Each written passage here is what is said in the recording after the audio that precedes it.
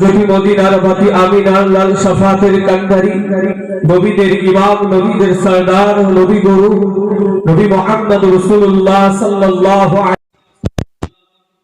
লক্ষ কোটি দরুদ ও সালাম বর্ষিত হোক। সকলে বলুন সাল্লাল্লাহু আলাইহি ওয়াসাল্লাম। সর্বপ্রথম কথা, আমরা যে কোরআন হাদিসের মাহফিল কতটা যে গুরুত্বপূর্ণ চেষ্টা করি না, বা একবার এই জিনিসটা নিয়ে ভাবি না। কেননা হাদিসে কুরসিতে আছে আল্লাহ পাক একদল ফেরেশতাই সৃষ্টি করেছেন পৃথিবীর জমিনে যেখানে কোরআন হাদিস আল্লাহ আল্লাহ রাসূলের কথা হয়, আল্লাহর গুণগান হয়, সেই সব মাহফিলে আল্লাহ পাকের ফেরেশতারা এসে তাদের নূরের জানাগুলো বিছিয়ে দেয়। বলুন সুবহানাল্লাহ। কিন্তু এই মাহফিলে আমরা গুরুত্ব বুঝি না বা বোঝার চেষ্টাও করি। আমরা যেই মাহফিলে আসলে কি উপকার, কি আমাদের উপকার, আমরা মাহফিল দেই কেন? আমরা এই কারণেই দেই, আমাদের ময় মুরব্বী, দাদা দাদি, নানা নানি, আত্মীয় স্বজন, পাড়া প্রতিবেশী, গ্রামবাসী, তাদের জন্য মাগফিরাত কামনা করার। ইনশাআল্লাহ আমাদের আখিরি মোনাজাত করবে আমাদের সিরতাজ, আমাদের চোখের মনি, মুজাদ্দিদুজ জামান, আমির শরিয়া, কুতুবুল আলম আলা হযরত দাদা হুজুর পীর কেবলা রাহমাতুল্লাহ আলাইহি চতুর্থ প্রজন্ম। তিনি আমাদের মাঝে এসে আখিরি মোনাজাত করবেন ইনশাআল্লাহ।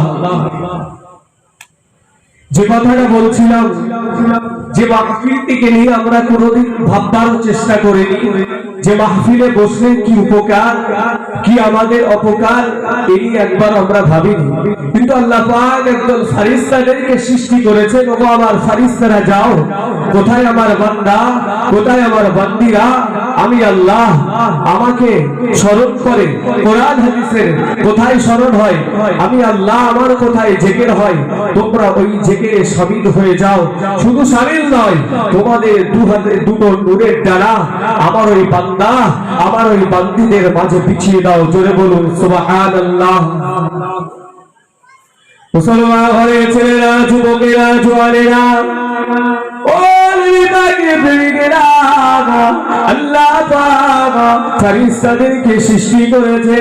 একবার ফেরেশতাদের সৃষ্টি করেছে, ওই ফেরেশতাদের কাজ হলো আমার আল্লাহ পাক ওই ফেরেশতাদেরকে বলে, ও আমার ফেরেশতারা, চলে যাও, চলে যাও আমার দুনিয়া ঢুকে খোদার মাহফিল আছে, সেখানে গিয়ে যাও। ও যুবকেরা, জওয়ানেরা, এই মাহফিলে আল্লাহ পাকের ফেরেশতারা আছে। এই মাহফিল শেষ হয়ে যায়, আমি আপনি সকলে বাড়ি চলে যাই, আমি আপনি সকলে বাড়ি চলে যাই। তখন আপনি যখন সকলে বাড়ি চলে যায়, আল্লাহ পাকের ফেরেশতারা আমায় আল্লাহ পাকের দরবারে চলে যায়। আমায় আল্লাহ পাক আলিমুল গায়ব, আমায় আল্লাহ পাক সব জানে। তবু আল্লাহ পাক বলে, ও আমার ফেরেশতারা, কোথায় তোমরা ছিলে, কোথায় তোমরা ঘুরছিলে?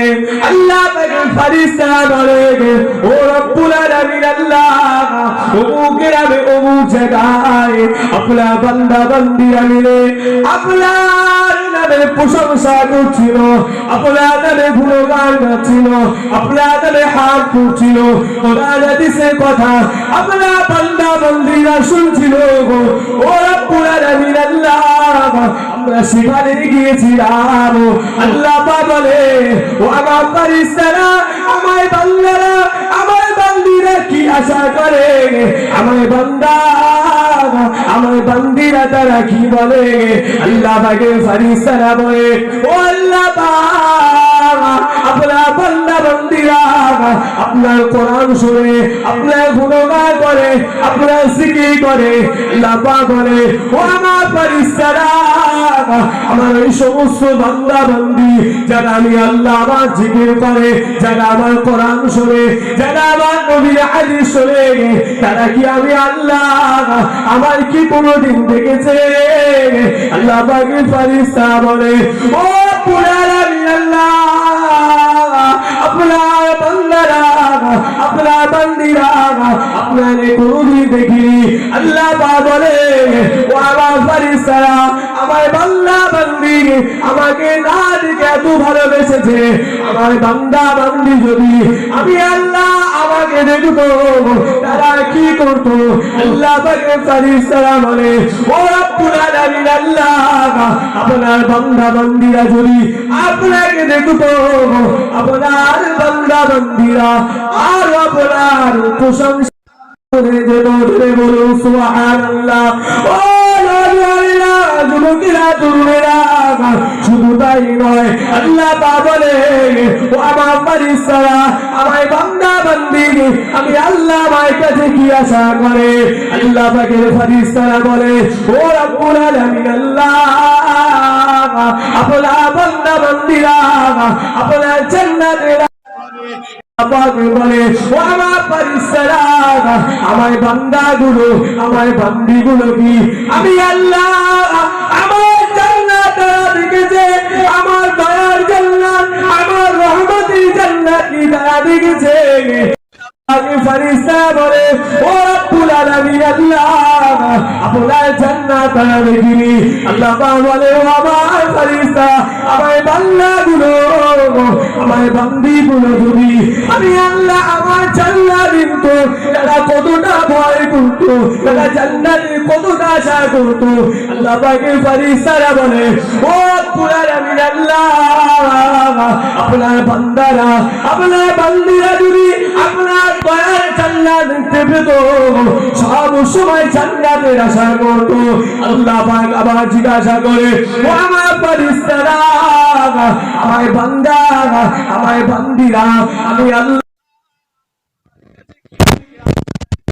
আল্লাহ পাক বলে ও রব্বুল আলামিন আল্লাহ আপনার ফেরেশতা আপনার বান্দা আপনার বান্দিরা কঠিন জাহান্নামের আযাব জাহান্নামের আগুন থেকে আপনার বান্দারা আপনার বান্দিরা আশ্রয় যায়।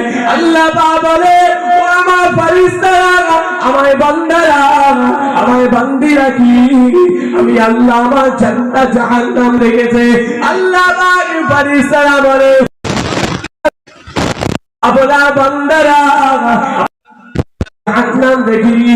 আল্লাহ পাক ফেরেশতারা আমার বান্দারা আমার বান্দিরা আমি আল্লাহ আমার জাহান্নামটা দেখতো জাহান্নামের আগুনটা দেখতো আমার বান্দারা আমার বান্দিরা কতটা ভয় করতো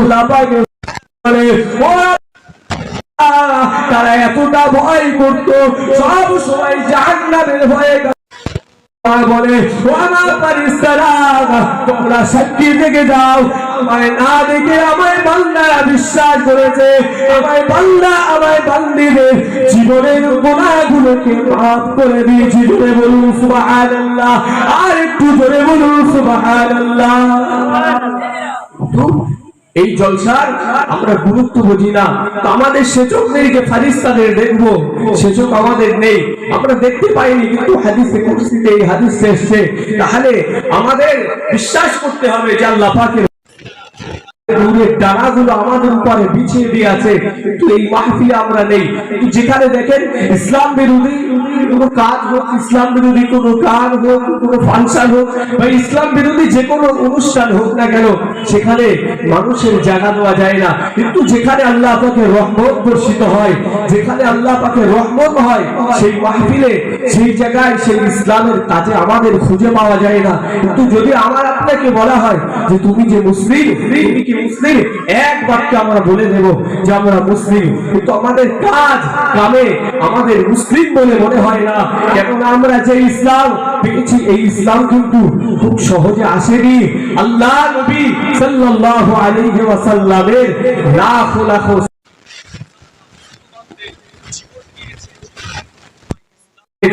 আমার তো মনে হয় আল্লাহ রাসূল সাল্লাল্লাহু আলাইহি ওয়াসাল্লামের জামানায় কোন সাহাবী যদি এখন আসতেন আর আমাদের এই কালচার দেখতেন, আমাদের এই নামাজ কালাম, এই রোজা, এই ইসলামের দেখতেন, যদি আমার তো মনে হয় না একজন সাহাবী যদি এখন আসতেন, আমার মনে হয় না তারা আমাদের মুসলমান বলে মনে করত। কিন্তু আমি আপনি ভুলে গেলে হবে না, এই ইসলামের জন্য আল্লাহ রাসূলের লাখ লাখ সাহাবারা নিজেদের জীবনকে কুরবান করে দিয়েছে। রাসূলের সাহাবারা এবং নবীও যদি চাতো যে আমরা নিজেরা আল্লাহ আল্লাহ জিকির করে আমরা নিজেরা জান্নাতি হব, তারা করতে পারতেন। আল্লাহ নবী এবং সাহাবা হুজুরগণেরা তারাও জিকির করে আল্লাহর ইবাদত সন্তুষ্টি করে জান্নাতে চলে যেতে পারতেন। কিন্তু নবীর কাজটা তো ওটা নয়। নবী মার খেয়েছে, রক্ত ঝরিয়েছে, নবী বেহুশ হয়েছে, এই সব কিছু করেছে আমার আপনার জন্যে, আমার আপনার জন্যে সব কিছু করেছে। নবী যদি বদদুয়া করতেন আমি আপনি এই পৃথিবীর জমিনে আসতে পারতাম না। সব আমার আপনার নবীর খাতিরে, সব আমার আপনার নবীর দয়ায় আল্লাহ আমার নবীর মাকামকে অনেক আলা করেছে। আল্লাহ পাক সমস্ত নবীদের ইমাম, সমস্ত নবীদের আল্লাহ আমার আপনার নবীকে সরদার করেছে। বলুন সুবহানাল্লাহ। আল্লাহ পাকের নবী এত, আল্লাহ পাকের নবী কাফের বেঈমানদের কাছে এত লাঞ্ছিত, এত বঞ্চিত, এত অপমানিত, এত নিষ্পেষিত হয়েছে। আল্লাহ রাসূল যেখানে যায় আবু লাহাব, আবু জেহেল, উতবা, শাইবা, হিন্দা, আল্লাহ রাসূল যার কাছে যায় আল্লাহ রাসূল তার দরবার থেকে আল্লাহ রাসূলকে তাড়িয়ে দেয়। এবং শুধু তাড়িয়ে দেয় না, যিনি নবীদের ইমাম নবী মুহাম্মদ রাসূলুল্লাহ সাল্লাল্লাহু আলাইহি ওয়াসাল্লামের পাথর দিয়ে মারে।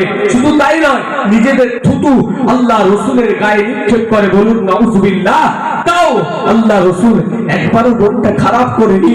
আল্লাহ রাসূলকে যখন কাফেরেরা আল্লাহ রাসূলের মা, আল্লাহ রাসূলের বাপের নামে গাল দিচ্ছে, আল্লাহ রাসূল মনটা খারাপ করে আছে। ও আল্লাহ, আমি আমার বাপকে কোনোদিন দেখিনি, আমায় মান। আমার যখন 6 বছর বয়স আমার মা ইন্তেকাল হয়েছে, আমার মায়ের স্মৃতিটাও মনে নেই। ওগো আল্লাহ, আমার মা আমার বাপকে গালি দেয়। আল্লাহ পাক বললেন, ওগো আমার হাবিব, তুমি তোমার প্রচারটা করো। তারা যদি মানে তাদের নসিবটা হয়ে গেল, যেন কিয়ামতের মাঠে ওগো হাবিব তোমার সামনে যেন না বলতে পারে, ওগো আল্লাহ তোমার নবী আমাদের কাছে কোনোদিন ইসলামের দাওয়াত, ইসলামের প্রচার যেন আমাদের কাছে আসেনি। ওগো হাবিব এই কথাটা যেন না বলতে পারে। আল্লাহ নবীর কত পরীক্ষা হয়েছে, আল্লাহ পাক এই নবীর পরীক্ষা করছে।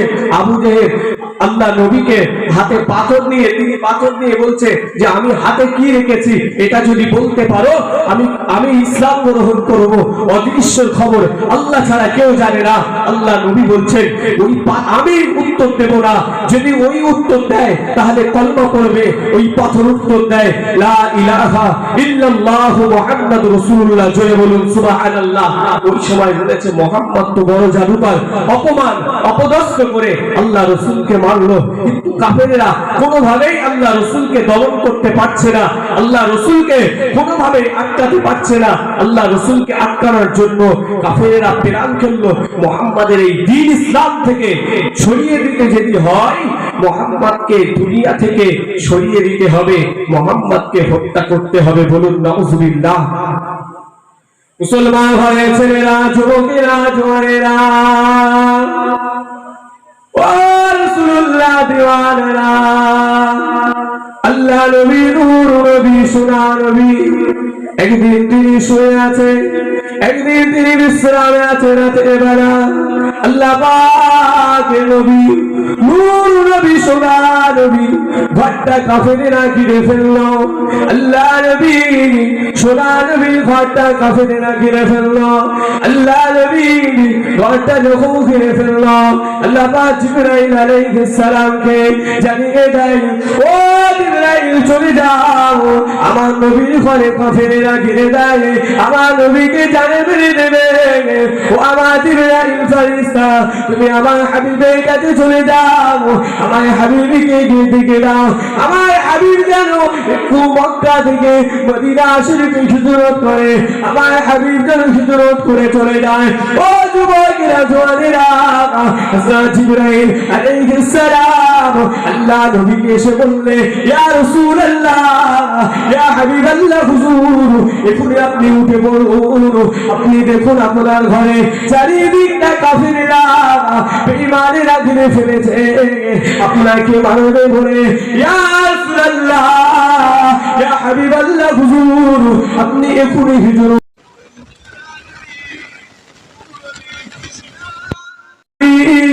উঠে হযরতে নবী মুহাম্মদুর রাসূলুল্লাহ সাল্লাল্লাহু আলাইহি ওয়াসাল্লামের জায়গায় হযরতে আলী রাদিয়াল্লাহু তাআলা আনহুকে শুইয়ে দিলেন, বলে দিলেন, ও বাবা আলী, আমাকে যারা মারতে আসছে, যে কাফেরেরা, যে বেঈমানেরা, আমি রাসূলুল্লাহ আমাকে মারতে আসছে, ওদের টাকা পয়সা আমার আর, আমি রাসূলুল্লাহ আমার কাছে আছে। ও হযরত আলী, আপনি এই সব টাকাগুলো দিয়ে কাল চলে যাবে। আল্লাহ নবী হযরত আবু বকরের বাড়ি একজনা চলে আসলে, হযরত আবু বকরের বাড়ি যখন এসে করে না দিলে, একটা টোকা দিলে হযরত আবু বকর সিদ্দিক আল্লাহ নবী, নূর নবী, সোনা নবী আবু বকর বলছে, বাবা আবু বকর, তোমাকে কে সংবাদ দিল? আমি রাসূলুল্লাহ আজকে তোমার বাড়িতে আসবো, তোমাকে কে খবর দিল? আল্লাহ নবী জবাবে হযরত আবু বকর সিদ্দিক বললে, ইয়া রাসূলুল্লাহ, ইয়া হাবিবাল্লাহ হুজুর, আপনি তো নিজেই বলে দিয়েছিলে, আপনি তো নিজে আমাকে বলে দিয়েছিলে, ও আবু বকর তৈরি থেকো, মক্কা থেকে মদিনায় চলে যেতে হবে। আল্লাহ নবী বললে, ও বাবা আবু বকর, আমার তো খেয়াল করে না কবে আমি রাসূলুল্লাহ তোমাকে বলেছিলাম। আল্লাহ নবীর জবাবে হযরত আবু বকর সিদ্দিক বলে, ইয়া রাসূলুল্লাহ, ইয়া হাবিবাল্লাহ হুজুর, আজ থেকে 6 মাস আগে আমি আমার আবু বকরকে বলেছিলাম, বাবা আবু বকর, মক্কা মানুষেরা ভালো থাকে না, আমি রাসূলুল্লাহ আমাকে চার মেরে দিলে বলে, ইয়া রাসূলুল্লাহ, ইয়া হাবিবাল্লাহ হুজুর, 6 মাস আগে থেকে বলেছিলেন, আর সন্ধ্যা যখন হয়, রাত যখন নেমে আসে, ইয়া রাসূলুল্লাহ, ইয়া হাবিবাল্লাহ হুজুর, আমি গামছা মাথায় করে নিয়ে বসে থাকি, কেন না ইয়া রাসূলুল্লাহ, ইয়া হাবিবাল্লাহ হুজুর, আমি আবু বকর, আমার বাড়ির চারিপাশে কাফের বেঈমানদের বাড়ি, ইয়া রাসূলুল্লাহ, ইয়া হাবিবাল্লাহ হুজুর, আমি আবু বকর রাতে ঘুমিয়ে পড়বো, আপনি আমার টাকাটা কি করবে? আর মক্কায় কাফেররা এসে আপনার গলার আওয়াজ শুনতে পেয়ে যাবে, আপনাকে মেরে দেবে। ইয়া রাসূলুল্লাহ, ইয়া হাবিবাল্লাহ হুজুর, ময়দানে মাশারে আমি জবাব দিতে পারবো না, আমি আবু বকর জবাব দিতে পারবো না, আমার ঘুমের কারণে কাফেররা জেগে যাবে। আল্লাহ নবী, নূর নবী, সোনার নবীকে বললে, ও বাবা আবু বকর, আর দেরি করা ঠিক হবে না, আমরা সকলে আমরা দুজন চলে যাই। ওই সময় যখন আল্লাহ রাসূল যখন চলে আসলে, শয়তান দাগা দিলেন কাফেরদের, এই তোরা মুহাম্মদকে খুলছি, মুহাম্মদ তোদের থেকে চলে গেছে, বলুন সুবহানাল্লাহ, আর একটু জোরে বলুন সুবহানাল্লাহ। আল্লাহ পাকের নবী যখন তারা ঘর থেকে চলে আসলেন, শয়তান তাদেরকে বলছে, আবু জেহেল, আবু লাহাব, কার খুঁজছিস? যে মুহাম্মাদের খুঁজছিস, ওই মুহাম্মদ তো চলে গেছে, যা তোরা খুঁজে পাবি না, মার চলে গেল মুহাম্মদ। মুহাম্মদ সাল্লাল্লাহু আলাইহি ওয়াসাল্লামকে যখন শয়তান যখন দাগা দিল, গিয়ে আল্লাহ পাকের নবী যেখানে শুয়ে আছে, আল্লাহ নবী যে চাদরটাই শুয়ে আছে, যে চাদরটার উপরে শুয়েছিল এবং গায়ে যেটা দিয়েছিল একই চাদর, আল্লাহ পাকের ওটা ভাবলেন যে নবী শুয়ে আছে, কিন্তু চাদরটা খুলে দেখলেন ওই চাদরের ভিতরে হযরতে আলী আছে। আলীকে জিজ্ঞাসা করলেন, আলী তোমার নবী কোথায়? নবী কোথায় সেটা তো আমি বলতে পারবো না, বলে সত্যি কথা বলো, বলে সেটা আমি বলতে পারবো না, কিন্তু আল্লাহর নবী এটা আমার বলেছে যে হযরতে আলী যারা আমার চারিপাশে ঘিরে রেখেছে, এদেরই আমানত, এদেরই টাকা, এদেরই পয়সা, আমি রাসূলুল্লাহ আমার কাছে আছে, এই টাকাগুলো তাদের দিয়ে কাল সকালে তুমি হিজরত করো। আমি আলী বলতে পারবো না আল্লাহ রাসূল কোথায় গিয়েছে, জোরে বলুন সুবহানাল্লাহ। আল্লাহ পাকের নবী হযরত আবু বকরকে নিয়ে একটা গুহায় আশ্রয় নিলেন। গুহায় যখন আশ্রয় নিলেন, আল্লাহ নবীর পিছনে ওই কাফেরেরা ধাবিত হলেন যে নবী কোথায় গেল আমরা দেখব। যেই গুহাতে আল্লাহ রাসূল সোনা নবী হযরত আবু বকর সিদ্দিক হুজুরকে নিয়ে ওই গুহাতে যখন নামলেন, আল্লাহ পাকের নবী ওই গুহার ভিতরে যখন প্রবেশ করতে যাবে, হযরত আবু বকর সিদ্দিক রাদিয়াল্লাহু তাআলা আনহু বললেন, ইয়া রাসূলুল্লাহ, ইয়া হাবিবাল্লাহ হুজুর, আপনি ওই গুহাতে যাবেন না, কেন ওই গুহায় মানুষ মানুষ বসবাস করে না, আমি আবু বকর যাই, কেননা আমি আবু বকর। ওখানে যদি সাপ থাকে, আমি আবু বকর, আমি নিজে মারা গেলে ইসলামের কোনো ক্ষতি হবে না। ইয়া রাসূলুল্লাহ, ইয়া হাবিবাল্লাহ, হুজুর ওখানে যদি আপনি যাবেন আর আপনি যদি মারা যান, ইসলামের বড় ক্ষতি হয়ে যাবে। আল্লাহ পাকের নবী সাহাবী হযরত আবু বকর সিদ্দিক ওখানে নেমে ওটা পরিষ্কার করলেন এবং সমস্ত ছিদ্রগুলো তিনি আটকালেন। তিনি জুব্বা মোবারক, জামা মোবারক ছিঁড়লেন, ছিঁড়ে ওই সব গর্তগুলো ভরে দিলেন। একটা গর্ত ভরা বাকি ছিল, আর কাছে এমন কিছু ছিল না যে এই গর্তটাই ভরবে। হযরত আবু বকর সিদ্দিক রাদিয়াল্লাহু তাআলা আনহু তিনি তার পা দিয়ে চেপে ধরলেন। হযরত আবু বকর সিদ্দিক রাদিয়াল্লাহু তাআলা যখন ওই গুহায় একটা সাপ ছিল, ওই সাপ আল্লাহ পাকের কাছে কাঁদছিল, আল্লাহ আপনার সোনার নবী নূর নবীকে আমি একবার দেখবো, আমি একবার দর্শন করব, আমি একবার দেখব।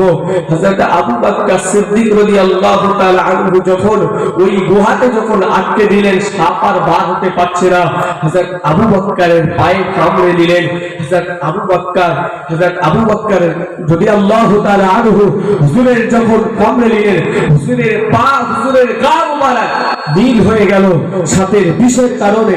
হযরত আবু বকর সিদ্দিক রাদিয়াল্লাহু তাআলা আনহু পায়ে আল্লাহ রাসূল ঘুমিয়ে আছেন। হযরত আবু বকর সিদ্দিক দেখছেন, যদি আমি রাসূলুল্লাহকে ডাকি, আজ রাসূলুল্লাহ দীর্ঘদিন ঘুমায় না, আমি আবু বকর আমার পায়ের উপরে ঘুমাচ্ছে, আর আমি যদি ডাকি হয়তো বিয়াদবি হয়ে যায়, আমি আবু বকর আমার জান চলে যাক, তবু আমি আমার নবীকে ডাকবো না। জোরে বলুন সুবহানাল্লাহ, আর একটু জোরে বলুন সুবহানাল্লাহ। মুসলমান ঘরের ছেলেরা, যুবকেরা, জওয়ানেরা, ওই তাকিদ লিগলা হযরত আবু বকর সিদ্দিক রাদিয়াল্লাহু তাআলা হুজুরের সাথে দর্শন করলেন, হুজুরের সাথে কামড়ে নিলেন, হুজুরের গা নীল হয়ে গেল, হুজুর কাঁদছে, হুজুরের অজান্তে চোখে দুফোঁটা পানি আল্লাহ রাসূলের শরীর মুবারকে পড়ে গেলে। আল্লাহ রাসূল ঘুমটা ভেঙে বললেন, ও বাবা আবু বকর, ও বাবা আবু বকর, তোমার মায়ের জন্য, তোমার বাপের জন্য কি দুঃখ লাগে? তোমার বিবিদের জন্য কি দুঃখ লাগে? তোমার ছেলে মেয়ের জন্য কি দুঃখ লাগে? আল্লাহ নবী যাবে, আল্লাহ আবু বকর বললে, ইয়া রাসূলুল্লাহ, ইয়া হাবিবাল্লাহ, হুজুর আপনার কদমে আমার বাপ, আমার মা, আমার স্ত্রী, আমার ছেলে মেয়ে কুরবানে যাক। ইয়া রাসূলুল্লাহ, ইয়া হাবিবাল্লাহ, হুজুর ওই জন্য আমি কাঁদি না। ইয়া রাসূলুল্লাহ, ইয়া হাবিবাল্লাহ, হুজুর আমি ডাকতে চাচ্ছি না আপনাকে, কিন্তু আমার অজান্তে দুফোঁটা পানি আপনার কদমে পড়ে গেল। ইয়া রাসূলুল্লাহ, ইয়া হাবিবাল্লাহ, হুজুর আমি ঘুমটা ভাঙিয়ে দিলাম, এই জন্য বিয়াদবি যদি হয় আমাকে ক্ষমা করে দিও, আমাকে মাফ করে দেবে। ইয়া রাসূলুল্লাহ, ইয়া হাবিবাল্লাহ, হুজুর আমাকে মাফ করে দেবে। আল্লাহ নবীকে বলতে, ইয়া রাসূলুল্লাহ, ইয়া হাবিবাল্লাহ, হুজুর আমি আবু বকর, আমি আর যন্ত্রণা সহ্য করতে পারি না। আল্লাহ রাসূল নিজের থুতু মোবারকে ওখানে তোমার সাথে সাথে হযরত আবু বকর সিদ্দিক রাদিয়াল্লাহু তাআলা আনহু সম্পূর্ণ সুস্থ হয়ে গেলেন। জোরে বলুন সুবহানাল্লাহ, আর একটু জোরে বলুন সুবহানাল্লাহ। কতটা হযরত আবু বকর সিদ্দিক রাদিয়াল্লাহু তাআলা আনহু আল্লাহ পাকের নবীকে মেরেছেন, তিনি জানে মরে যাচ্ছে, তার গা নীল হয়েছে, তবু যে রাসূলুল্লাহ সাল্লাল্লাহু আলাইহি ওয়াসাল্লামকে তিনি ডাকবেন, এই বিয়াদবি তিনি মনে করছেন আমার জীবন যায় যাক, তবু নবীকে আমি আবু বকর বিয়াদবি করব না। জোরে বলুন সুবহানাল্লাহ। যখন হযরত আবু বকর সিদ্দিক রাদিয়াল্লাহু তাআলা যখন চলে গেলেন, তারপরে আমানতকারী যা মাল ছিল হযরত আবু বকর হযরত আলীর কাছে সেই মাল কাফেরদের কাছে বন্টন করে দিয়ে চলে গেলেন। আল্লাহ সাহাবা হুজুরকে বললেন, ওগো আলী, তোমার কি একবারও ভয় লাগেনি? তোমার বিছানায় আল্লাহ রসুলের বিছানায় তোমাকে শুইয়ে দিয়েছিল, তোমাকে একটু ভয় লাগেনি যে তোমাকে যে বিছানায় নবীকে মারার জন্য কাফেররা গিয়েছিল তুমি তো মরে যাবে, তুমি ওই বিছানায় ছিলে, তুমি ওই বিছানায় শুয়েছিলে, তোমার একবারও মরণের ভয় হয়নি? হযরত আলী রাদিয়াল্লাহু তাআলা আনহু বললেন, ও নবী পাকের সাহাবা হযরতগণ, মনে রাখেন আমি জানি মরবো, কিন্তু ওই রাতে আমি মরবো না। বলুন সুবহানাল্লাহ। নবী পাকের সাহাবা হুজুরগণ বলেছিলেন, ও হযরত আলী তুমি ওই রাতে মরবে না কিভাবে জানো? হযরত আলী রাদিয়াল্লাহু তাআলা আনহু বলছেন, আমার নবী যখন আমার বিছানায় আমাকে চাদর মুড়ি দিয়ে এসেছিলেন আর বলেছিলেন, ও হযরত আলী মনে রেখো ওদের আমানতগুলো দিয়ে কাল আমি রাসূল আমার কাছে গিয়ে দেখা করবে। ও নবী পাকের সাহাবাগণ, আমি মরবো কিন্তু নবীকে না দেখে আমি মরবো না। জোরে বলুন সুবহানাল্লাহ, আর একটু জোরে বলুন সুবহানাল্লাহ। মক্কা থেকে নবী যখন মদিনায় হিজরত করলেন, নবীর মহব্বতে, নবীর ভালোবাসায় সমস্ত সাহাবা, সমস্ত মানুষেরা মক্কা থেকে মদিনা শরীফে চলে যাওয়ার জন্য মনস্তাব করলেন।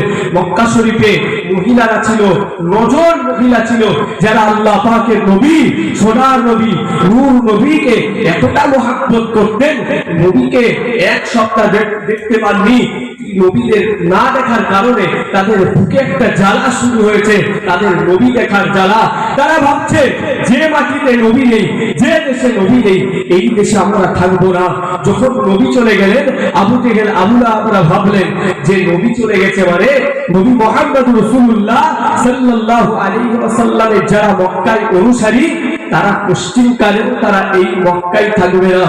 তোমরা বর্ডারে সিকিউরিটি দাও, গার্ড দাও, যাতে করে মুহাম্মদের সাল্লাল্লাহু আলাইহি ওয়াসাল্লামের অনুসারীগণ তারা মদিনায় না যেতে পারে।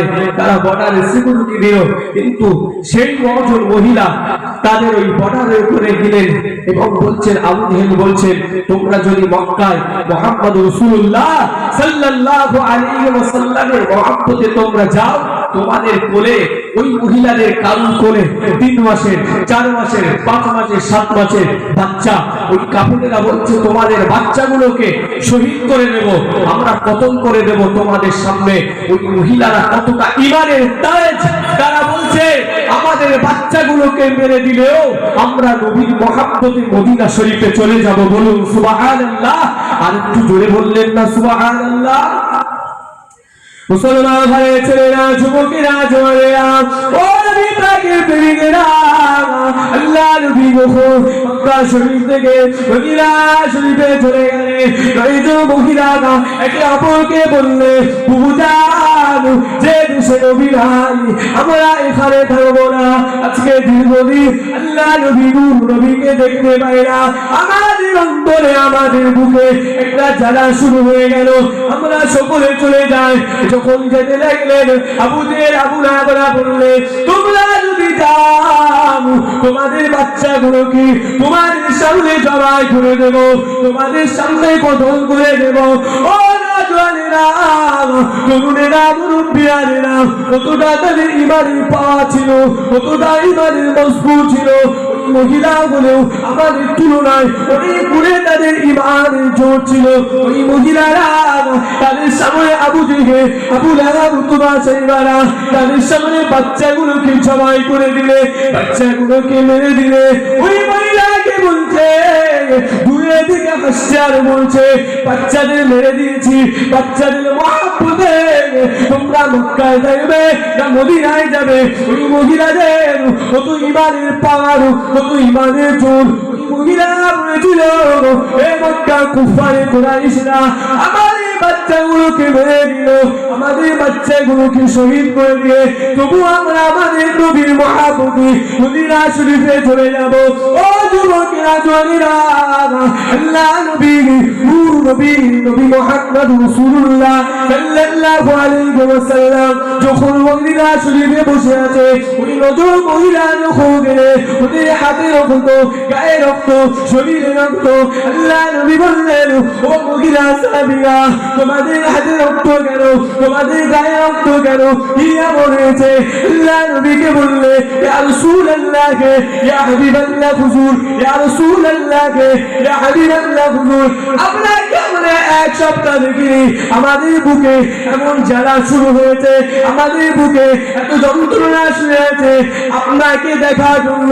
ইয়া রাসূলুল্লাহ ইয়া হাবিবাল্লাহ হুজুর, আপনার টানে আমাদের বাচ্চাগুলোকে কুরবান করে দিয়েছি, তবু আপনার মহব্বতে, তবু আপনার ভালোবাসায়, তবু আপনার প্যারে ইয়া রাসূলুল্লাহ ইয়া হাবিবাল্লাহ হুজুর, আমাদের বাচ্চাগুলো, মাসুম বাচ্চাগুলো শহীদ হয়েছে। ইয়া রাসূলুল্লাহ ইয়া হাবিবাল্লাহ হুজুর, আপনার দেখার সাথে সাথে আমাদের বাচ্চাগুলোকে আমরা জীবনের মতো ভুলে গেলাম। জোরে বলুন সুবহানাল্লাহ, আর একটু জোরে বলুন সুবহানাল্লাহ। তারা কতটা মহব্বত ভালোবেসেছিলেন।